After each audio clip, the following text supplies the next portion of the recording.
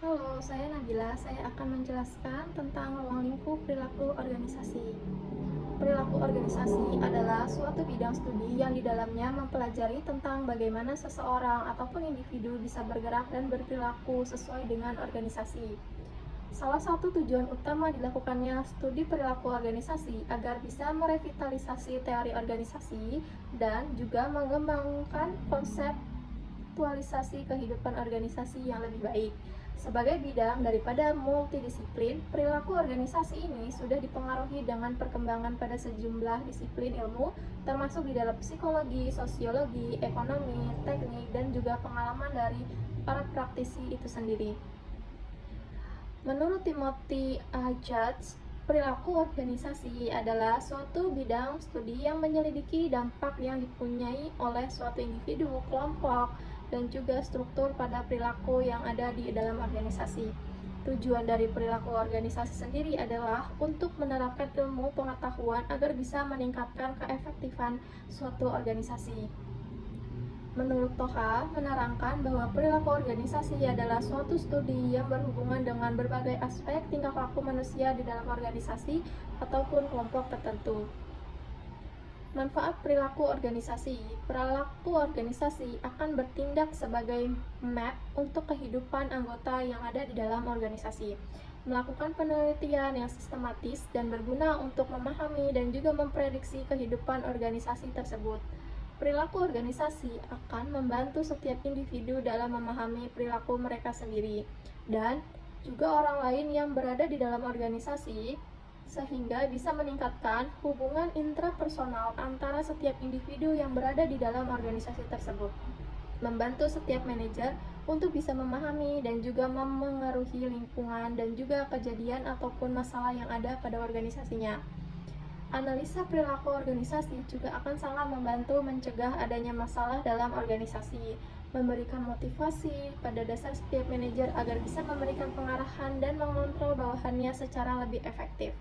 Perilaku organisasi juga berguna untuk menjaga setiap hubungan industrial perusahaan.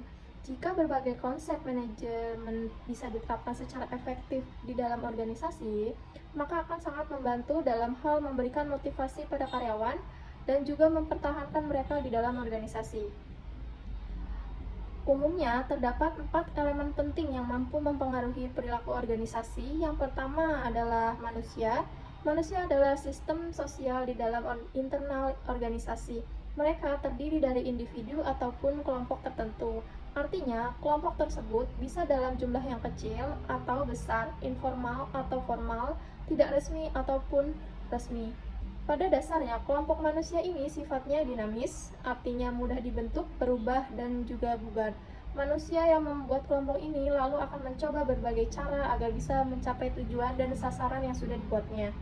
Sehingga adanya organisasi akan membuat melayani setiap orang dan bukan orang yang ada untuk melayani organisasi tersebut. Yang kedua ada struktur. Struktur adalah hubungan pada setiap orang yang terdapat di dalam suatu organisasi. Mereka yang berada di dalam struktur organisasi tentu diberikan peran yang berbeda dan mereka mempunyai hubungan tertentu dengan yang lainnya. Struktur ini akan mengarah pada pembagian kerja sehingga setiap orang bisa melakukan tugas ataupun pekerjaannya agar bisa mencapai tujuan organisasi. Seluruhnya akan saling berkaitan agar bisa mencapai tujuan secara lebih terkoordinasi.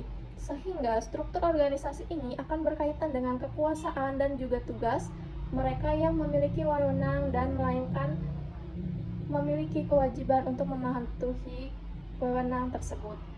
Yang ketiga itu ada teknologi. Teknologi mampu menanamkan kondisi fisik dan juga ekonomi dimanapun orang bekerja. Sifat dan teknologi ini akan sangat tergantung dari sifat organisasi dan juga akan turut mempengaruhi pekerjaan ataupun kondisi di perusahaan. Sehingga teknologi akan membawa efektivitas dan juga memberikan batasan setiap orang dengan berbagai caranya. Yang keempat ada sistem sosial. Sistem sosial ini akan menyediakan lingkungan eksternal tempat organisasi bergerak. Sistem sosial ini akan memberikan pengaruh pada sikap orang, kondisi kerja, dan yang paling penting adalah mampu memberikan persaingan untuk sumber daya dan juga kekuasaan. Seperti yang sudah dijelaskan sebelumnya, bahwa perilaku organisasi adalah studi tentang perilaku setiap manusia yang bekerja di suatu organisasi. Sehingga pada dasarnya, ruang lingkup organisasi adalah suatu integritas dari tiga konsep, ataupun studi perilaku yang terdiri dari perilaku individu, perilaku antar individu, dan juga perilaku kelompok. Perilaku individu adalah suatu terkait kepribadian individu, pembelajaran, sikap, motivasi, dan juga kepuasan kerja.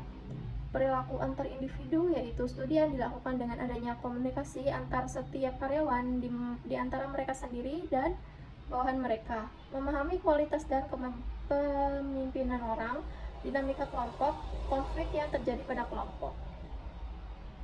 Kontribusi bidang ilmu terhadap perilaku dalam organisasi, yang pertama itu ada psikologi, yang kedua psikologi sosial, yang ketiga sosiologi, terus ada antropologi dan ilmu politik. Konsep dasar perilaku keorganisasian, setiap bidang ilmu tentu memiliki landasan filosofinya masing-masing, seperti akuntansi, fisika, dan lain-lainnya pun sama halnya dengan perilaku yang melibatkan manusia di dalamnya. Perilaku organisasi ini akan berkaitan dengan seperangkat konsep dasar di sekitar manusia dan juga organisasi. Jadi, bisa kita simpulkan bahwa perilaku organisasi adalah suatu bidang studi yang di dalamnya mempelajari tentang bagaimana individu bisa bergerak dan berperilaku sebagai dengan organisasi. Pemahaman tentang perilaku organisasi ini sangat penting untuk setiap mereka yang terlibat di dalam manajemen perusahaan, sehingga perusahaan bisa bergerak secara lebih efektif dan efisien. Hal lainnya yang tidak boleh dilupakan oleh manajemen perusahaan adalah tentang pengelolaan keuangan atau manajemen keuangan.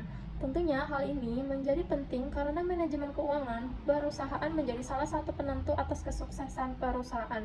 Namun, melakukan manajemen keuangan yang baik tentu tidak mudah.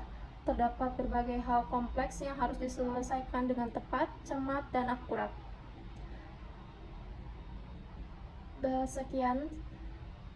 Sekian penjelasan dari saya. Apabila banyak kekurangan yang mohon maaf. Assalamualaikum warahmatullahi wabarakatuh.